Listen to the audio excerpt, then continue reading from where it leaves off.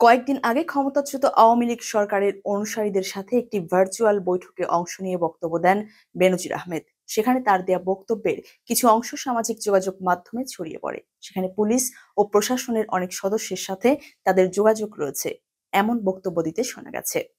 এর পরপরই সাবেক পুলিশ মহাপরিদর্শক আইজিপি বেনজির আহমেদকে গ্রেফতার করতে ইন্টারপোলের মাধ্যমে রেড অ্যালার্ট জারির আদেশ দিয়েছে আদালত। দুর্নীতি দমন কমিশন বা দুদকের আবেদনের প্রেক্ষিতে ঢাকার মেট্রোপলিটন সিনিয়র স্পেশাল জজ জাকির হোসেন গালিব এই আদেশ দেন।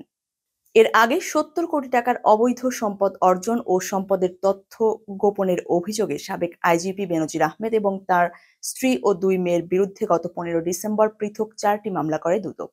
মামলায় বেনজির আহমেদের পরিবারের বিরুদ্ধে ৭৪ কোটি ১৩ লাখ ৩৯,০০০ টাকার জ্ঞাত আয় বহির্ভূত সম্পদ অর্জন এবং সম্পদের তথ্য গোপন করার অভিযোগ আনা হয়েছিল। গত বছরের এপ্রিলে দুর্নীতি দমন কমিশনের এক সভায় অভিযোগ অনুসন্ধানের সিদ্ধান্ত হয়। পরে অনুসন্ধানে বেনজির ও তার পরিবারের নামে ৬১৭ বিঘা জমি, ১৯টি কোম্পানির শেয়ার, ঢাকায় ১২টি ফ্ল্যাট, ৩০ লাখ টাকার সঞ্চয়পত্র, ৩০টি ব্যাংক হিসাব ও ৩টি বিও হিসাব খুঁজে পেয়ে আদালতের আদেশে এসব সম্পদ জব্দ করে দুদক। সাবেক এই পুলিশ প্রধানের বিরুদ্ধে এপ্রিলে অনুসন্ধান শুরু হওয়ার পর মে মাসের প্রথম সপ্তাহে পরিবারের সদস্যদের নিয়ে তিনি দেশ ত্যাগ করেন বলে বাংলাদেশের গণমাধ্যমগুলোর খবরে বলা হয়। বেনজির আহমেদ ২০১০ সালের ১৫ এপ্রিল থেকে ২০২২ সালের ৩০ সেপ্টেম্বর পর্যন্ত পুলিশের মহাপরিদর্শক ছিলেন। এর আগে তিনি ঢাকা মহানগর পুলিশ ডিএমপি কমিশনার ও র্যাবের মহাপরিচালক হিসেবেও দায়িত্ব পালন করেছিলেন।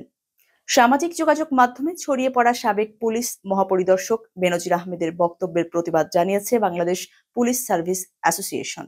অ্যাসোসিয়েশনের এক সংবাদ বিজ্ঞপ্তিতে বলা হয়েছে, বিগত ফ্যাসিস্ট সরকারের আজ্ঞাবহ এই পলাতক কর্মকর্তা বেনজিরের বক্তব্য পুলিশ বাহিনীতে কর্মরত সব সদস্যকে ক্ষুব্ধ করেছে।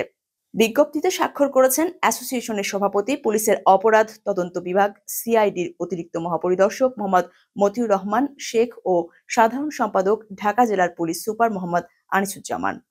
বিবৃতিতে বলা হয়েছে, পলাতক ও দুর্নীতিগ্রস্ত সাবেক পুলিশ কর্মকর্তা বেনজিরের এমন ঔদ্ধত্যপূর্ণ ও অবাস্তব বক্তব্যকে পুলিশ সদস্যরা কোনোভাবেই মেনে নিতে পারেননি।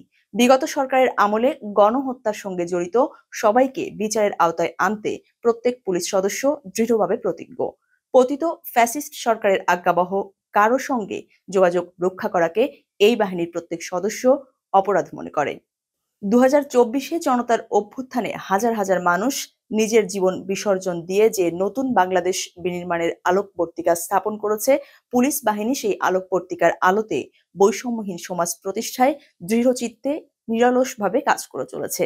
সেই লক্ষ্যেই পুলিশ বাহিনীর সদস্যরা আইন শৃঙ্খলা রক্ষা, মামলা তদন্ত ও অন্যান্য কাজে বর্তমান সরকারের নির্দেশনা বাস্তবায়নে অক্লান্ত পরিশ্রম করে যাচ্ছে বলেও ওই বিবৃতিতে উল্লেখ করা হয়।